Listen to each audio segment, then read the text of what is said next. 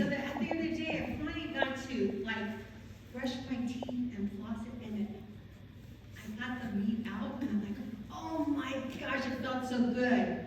That's what confession is all about. Right? So I thought it was a great analogy. So we hope last night the silence of adoration allowed you to quiet yourself down and to be open to hearing the voice of God on this beautiful mountain. As Anna mentioned, my name is Beverly, beyond his path. Let me just start off by just saying thank you. Thank you to my daughter who said yes to this weekend.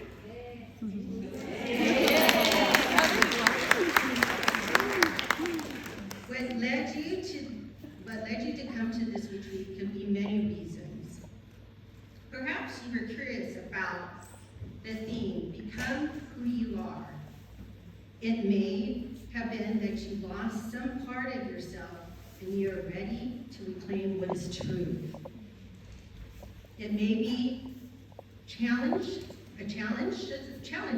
of a relationship with a family member, a lost job, a recent diagnosis, avoiding a stack of emails, or just getting away for a girls' weekend.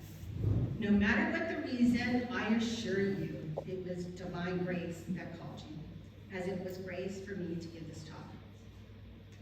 The retreat starts with the question, who am I as a woman? It's a simple question, right? But yet, how many of you have looked in the mirror and said in your life, I have no idea who I am? I watched a mass given by our beloved Pope Francis. He described a time when he was in a helicopter and his pilot said he couldn't because it was foggy and staticky like that.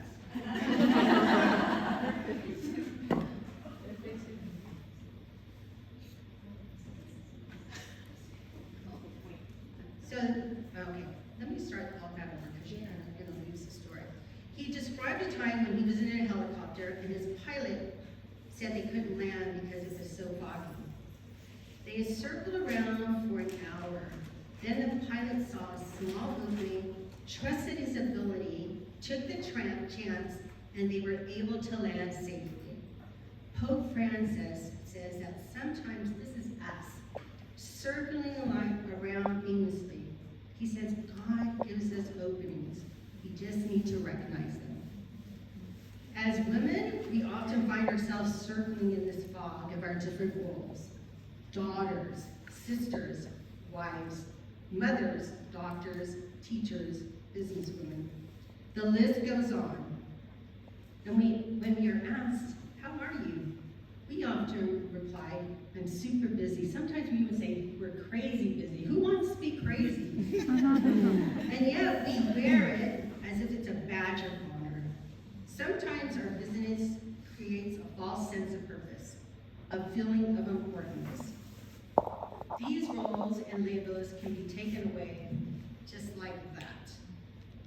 But a true identity can never be taken away. Our busyness can serve as a defense to avoid facing the truth of who we are. We can also battle internal thoughts that circle in our head of I am worthless, inadequate, exhausted, weak, lonely, and ugly. Our enemy loves hearing this and whispers these doubts back to us. But what is truth? Our loving Father reminds us that in Galatians 3:26, in Jesus Christ, you are all children of God through faith. That means we are daughters. We are daughters of the King. And in Romans 5:8, God demonstrates his own love for us while we were still sinners. Christ died for us. A novelist, James Baldwin, writes, your crown has been bought and paid for. All you have to do is put it on your head. And just like Bishop believed this morning, through Christ, our names are written in heaven. So ladies, we need to wear that crown and know we are loved. Matthew 3:17 affirms this. This is my beloved daughter, in whom I am well pleased. Therefore, the truth is, when you are saying you are worthless, God is saying you are loved. When you're saying you are fat and ugly, God is saying your body is beautiful and complex. When you're saying you're weak, God is saying you're strong. And when you're saying you're a mess, God is saying you can change the world. In the podcast Hope for Right Now, I heard an excerpt from The Lord of Flies, written by William Goldberg. I think women are foolish to pretend that they're equal to men. They are far superior and always have been. Whatever you give a woman, she will make greater. If you give her sperm, she'll give you a baby. If you give her a house, she'll give you a home. If you give her groceries, she'll give you a meal. If you give her a smile, she'll give you a heart. She multiplies and enlarges what is given to her. Boom, mic drop, right? When I read this to my husband, it was not quite the same reaction. He was like, wow, I am women, hear me roar. No. We celebrate women without bashing men. Women do need men. We are not made like them, but we are equal in dignity. St. Teresa of Lisieux wrote, the splendor of the rose and whiteness of the lily do not rob the little violet of its scent, nor the daisies of its simple charm. She saw herself as a small daisy in God's vast garden, not grand or striking, but she knew she was precious and beloved. Each table today is represented by a different flower, just like your name tags, and that was intentional. Like in a real garden, each flower represents a different heart. Some of us may feel like bold sunflowers, others like delicate violets and cheerful daisies. St. Teresa reminds us that God delights in the variety. There is no one way to be holy. You don't have to be loud to be heard by God, or perfect to be precious to Him. No matter what your personality, gifts, and struggles, you belong. You are beloved. Today, I want to share my story of my doubts and insecurities in discovering who I am. And it's the stories we share today that we inspire hope, which is just hearing other people's experience. H-O-P-E, hope. Giving you a little background, I am from a Credo-Filipino Catholic family, where the lines between culture and faith often blur. We baptize our children in our faith, but also that our children can have lots of ninongs and ninongs, which means godparents. Many Filipino fiesta celebrations were centered around a patron saint. My husband came from a Methodist background and converted after 17 years of marriage. After his conversion, our faith flourished. There was more meaning to our faith. We got more involved in our church and our Christi community. We brought our faith into our optometric practice. We prayed with our employees before meetings and made sure we gave back to our community that blessed us. It was 2018 and I began to circle aimlessly, mourning an identity that I had built for 20 years that I believe was truly me. I lost my successful optometry practice when my husband and I decided to join a private equity firm. It was definitely not what we had been told it would be. We sold our practice for minor shares in a large company. I was no longer the sole owner of the practice and couldn't make decisions for the business without approval.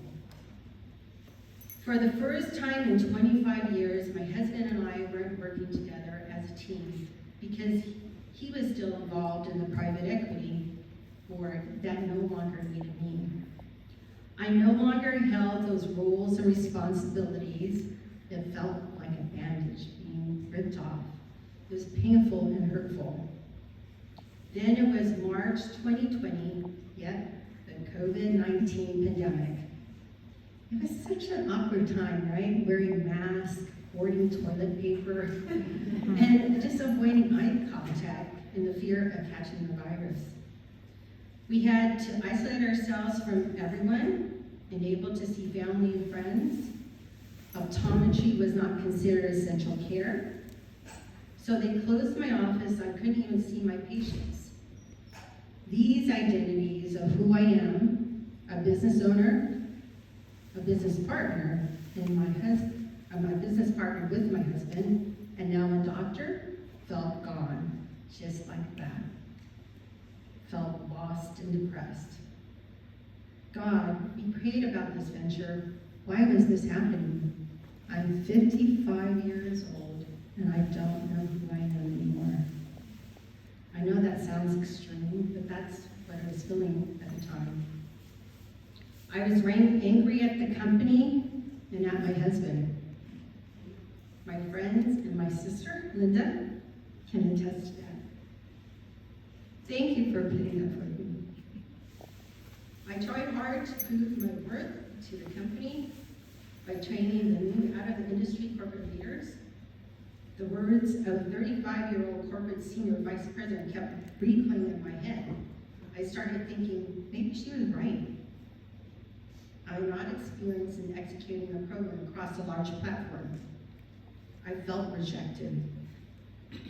Self-defeating thoughts flooded my mind. She's right. I don't know anything. I may have been too much. I don't even feel cherished by my husband. I really didn't like the person I was becoming. Why can't I just let it go? During the 3 months of isolation, I used the time to pray and reflect deeply on what mattered most in my life, career, and family. I read a Bible study book, took long walks, and listened to podcasts and Christian music. The song Sea of Victory became my mantra.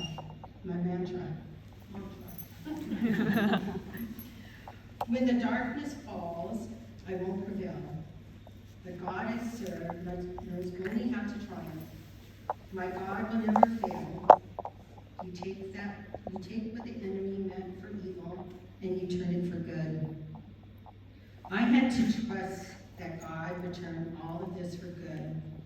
I started shifting my focus and recognizing openings of opportunities.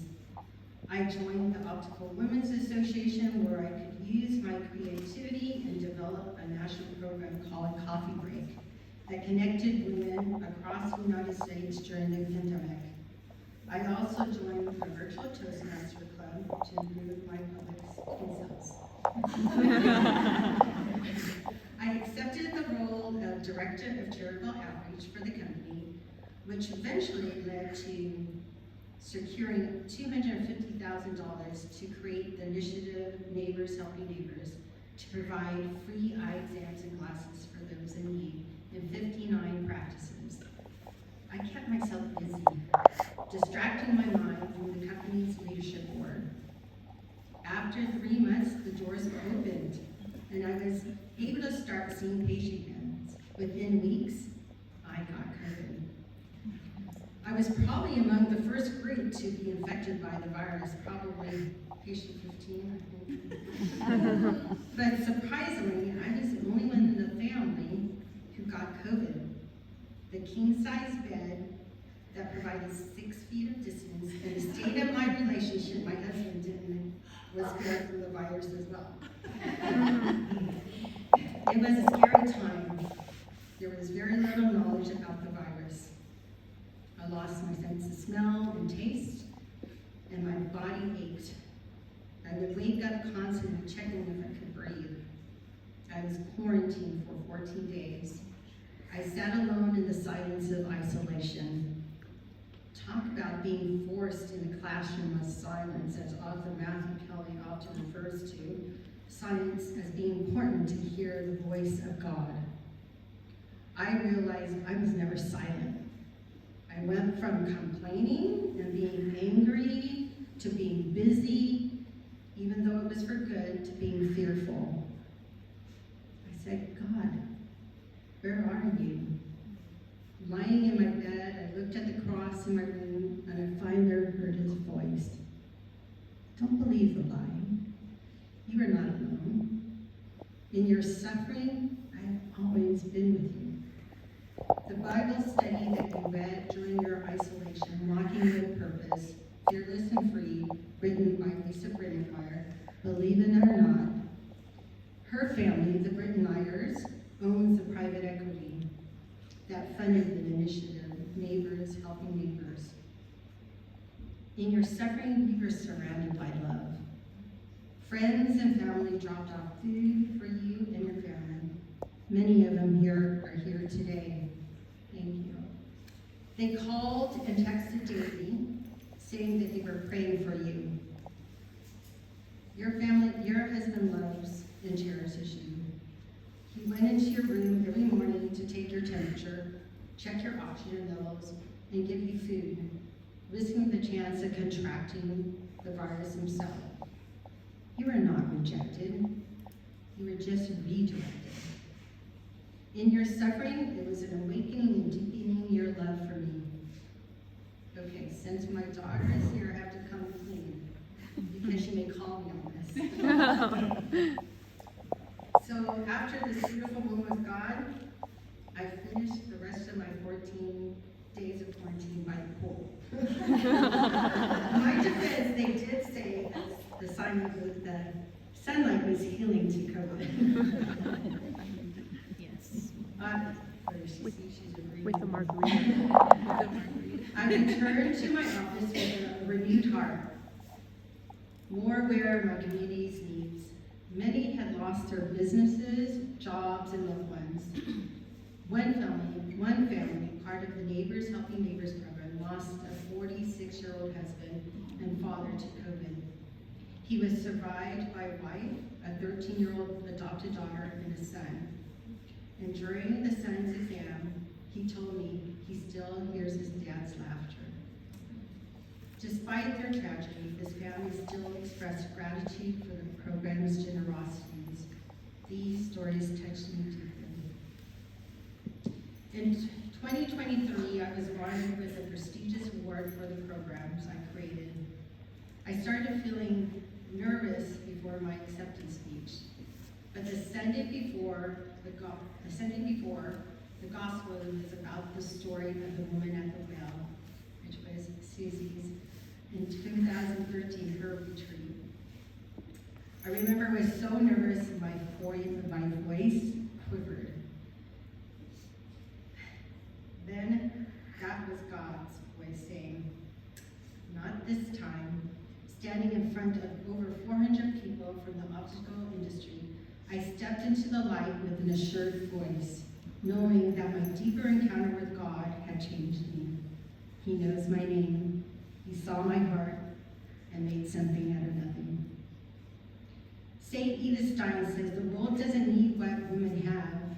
It needs what the women are.